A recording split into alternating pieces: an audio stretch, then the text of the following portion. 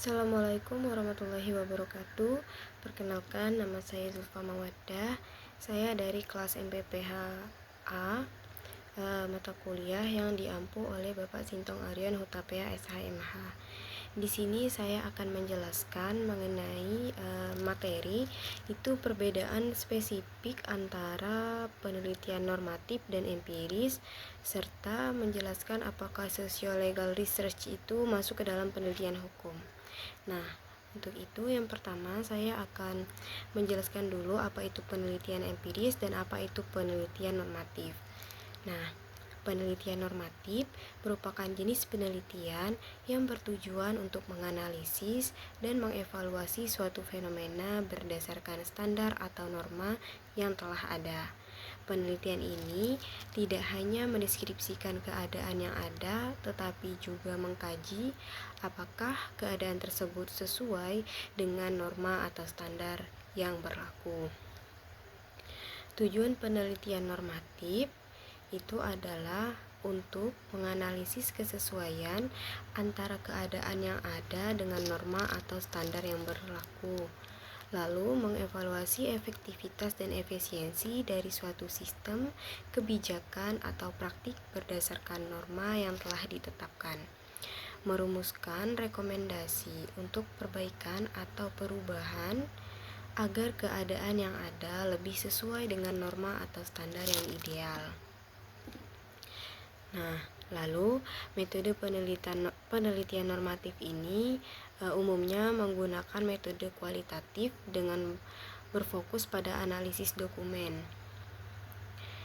studi hukum, dan analisis filosofi.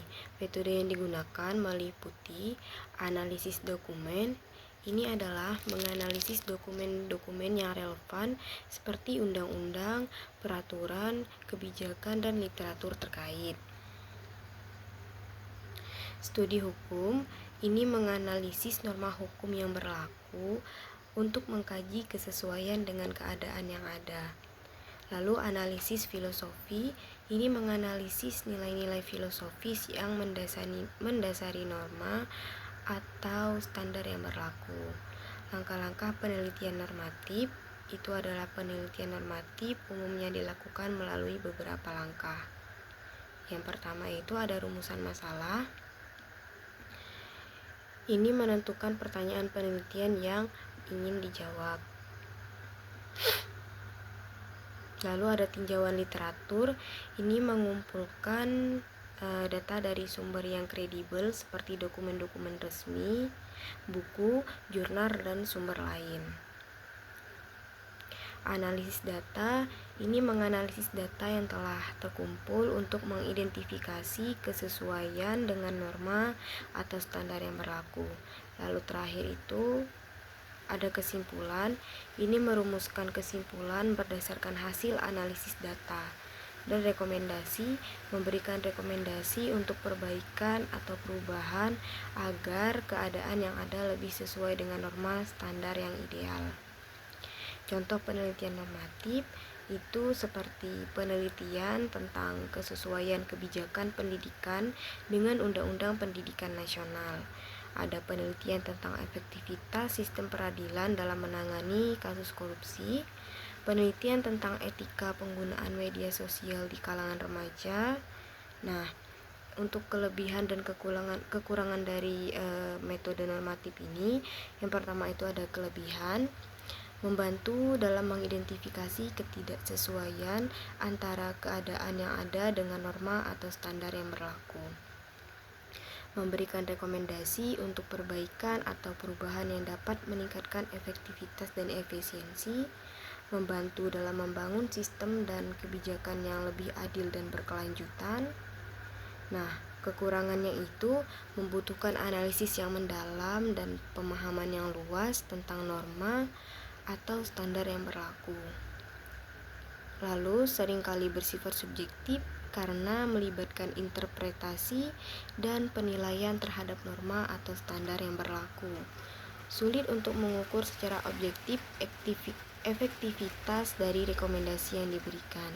Nah, jadi penelitian normatif itu merupakan alat yang penting untuk mengevaluasi dan memperbaiki keadaan yang ada agar lebih sesuai dengan norma atau standar yang berlaku. Nah, dari penelitian ini dapat memberikan informasi yang berharga untuk membangun sistem dan kebijakan yang lebih efektif, efisien, dan adil. Nah, lalu masuk ke penelitian empiris. Ini berfokus pada pengumpulan data dan pengujian hipotesis melalui observasi dan pengukuran langsung pada kenyataan. Penelitian ini menggunakan metode ilmiah untuk memperoleh data dan menganalisisnya secara objektif, sehingga dapat memberikan pemahaman yang lebih mendalam tentang suatu fenomena. Tujuan dari penelitian empiris untuk menguji hipotesis, menguji kebenaran atau ketidakbenaran dari suatu pernyataan atau dugaan tentang suatu fenomena, menjelaskan fenomena. Ini menjelaskan secara detail tentang bagaimana suatu fenomena terjadi dan faktor-faktor yang mempengaruhinya. Memprediksi fenomena, memprediksi kemungkinan terjadinya suatu fenomena di masa depan berdasarkan data yang telah dikumpulkan. Mencari solusi masalah. Lalu mencari solusi masalah. Mencari solusi masalah untuk masalah yang dihadapi berdasarkan data, analisis empiris. Nah, metode penelitian empiris umumnya menggunakan metode kuantitatif dengan fokus pada pengumpulan data numerik dan analisis statistik. Metode yang digunakan itu meliputi eksperimen, melakukan manipulasi variabel independen untuk melihat pengaruhnya terhadap variabel dependen.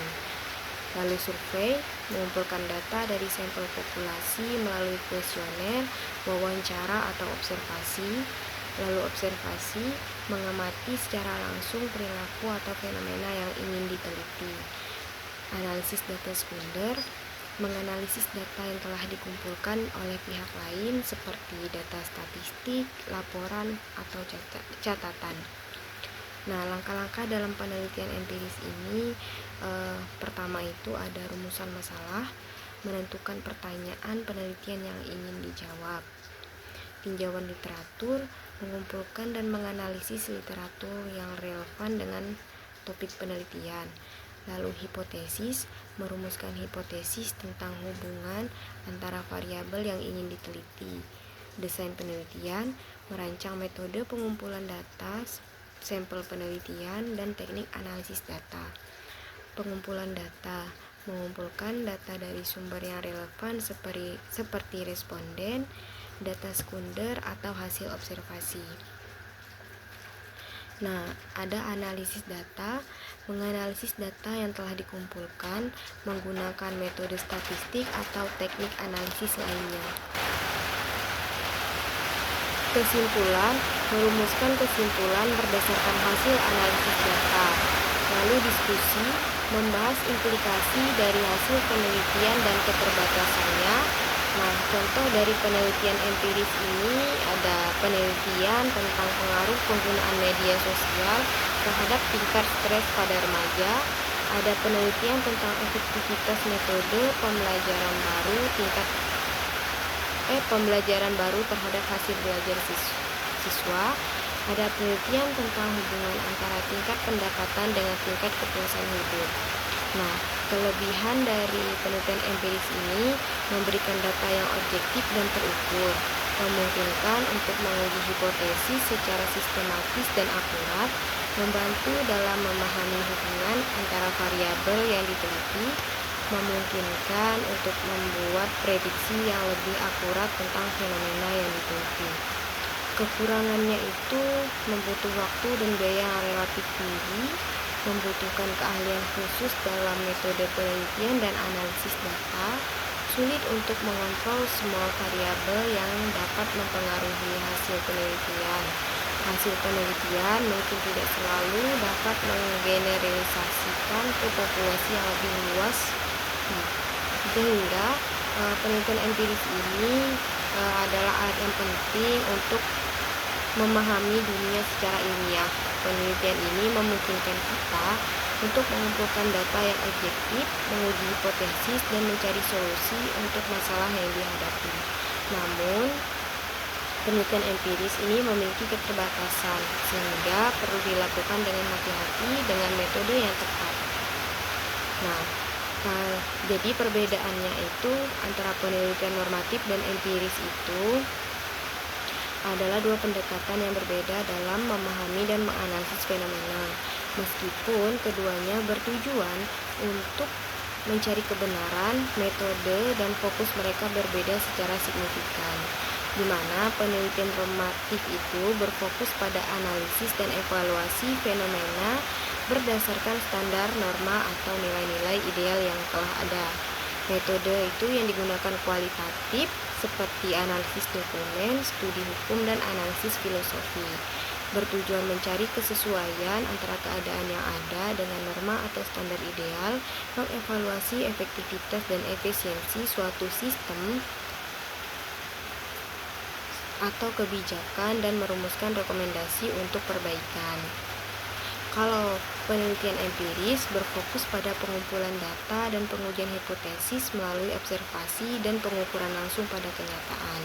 Metodenya kuantitatif seperti eksperimen, survei, observasi, dan analisis data, bertujuan menguji kebenaran atau ketidakbenaran dari suatu pernyataan atau dugaan tentang suatu fenomena, menjelaskan secara detail tentang bagaimana suatu fenomena terjadi dan faktor-faktor yang mempengaruhinya, memprediksi kemungkinan terjadinya suatu fenomena di masa depan, dan mencari solusi untuk masalah yang dihadapi. Lalu, itu tadi adalah perbedaan secara spesifik mengenai penelitian empiris dan normatif. Selanjutnya, saya akan menjelaskan apakah socio-legal research itu merupakan bagian dari penelitian hukum. Nah, untuk itu saya akan menjelaskan dulu. Socio-legal research itu adalah bidang interdisipliner yang mengkaji hubungan timbal balik antara hukum dan masyarakat. Penelitian ini menggabungkan perspektif hukum dan sosiologi untuk memahami bagaimana hukum bekerja dalam konteks sosial, bagaimana masyarakat mempengaruhi hukum, dan bagaimana hukum mempengaruhi masyarakat. Nah, fokus socio-legal research ini yang pertama itu adalah hukum sebagai fenomena sosial. Socio-legal research melihat hukum bukan hanya sebagai sekumpulan aturan tertulis, tetapi sebagai produk sosial yang dipengaruhi oleh nilai-nilai, norma, dan kekuatan sosial, interaksi hukum dan masyarakat. Penelitian ini meneliti bagaimana hukum dibentuk oleh masyarakat, bagaimana hukum diterapkan dalam praktik, dan bagaimana hukum mempengaruhi perilaku dan struktur sosial. Lalu ada konteks sosial hukum. Socio-legal research menekankan pentingnya memahami konteks sosial di mana hukum beroperasi. Faktor-faktor seperti kelas sosial, gender, ras, etnisitas, dan budaya dapat mempengaruhi penerapan efektivitas hukum. Nah, metode socio-legal research itu menggunakan berbagai metode penelitian baik kualitatif maupun kuantitatif.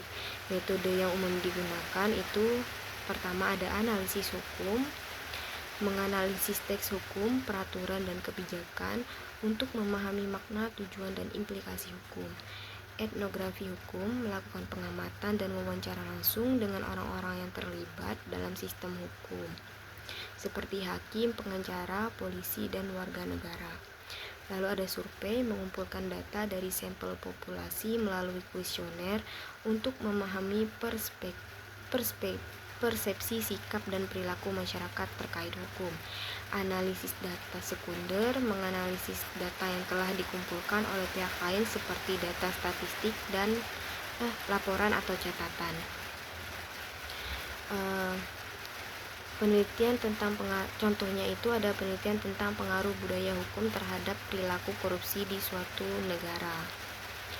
Socio-legal research ini memiliki peran penting dalam pertama, memahami kompleksitas hukum, mengembangkan kebijakan hukum yang efektif, meningkatkan keadilan sosial, sehingga Socio-legal research merupakan bidang penelitian yang penting untuk memahami hubungan timbal balik antara hukum dan masyarakat.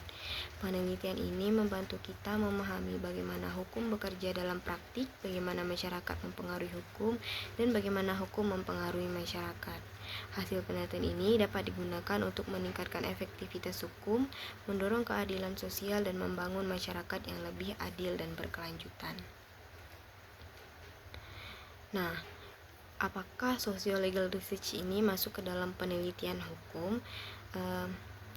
Nah, meskipun penelitian ini menggunakan hukum sebagai salah satu objek kajiannya, menganggapnya sebagai penelitian hukum secara murni akan menjadi terlalu sempit.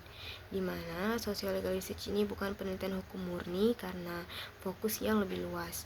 Penelitian hukum tradisional berfokus pada analisis teks hukum, interpretasi norma, dan pengembangan doktrin hukum. Socio-legal research memiliki fokus yang lebih luas, meliputi bagaimana hukum dibentuk oleh masyarakat, bagaimana hukum diterapkan dalam praktik, dan bagaimana hukum mempengaruhi perilaku dan struktur sosial. Penelitian ini tidak hanya melihat hukum sebagai sekumpulan aturan tertulis, tetapi juga sebagai produk sosial yang mempengaruhi oleh berbagai faktor sosial.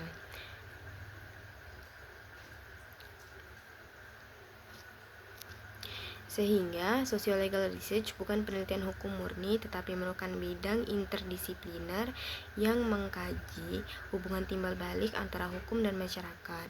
Penelitian ini memiliki fokus yang lebih luas, metode yang lebih beragam, dan tujuan yang berbeda dibandingkan dengan penelitian hukum tradisional.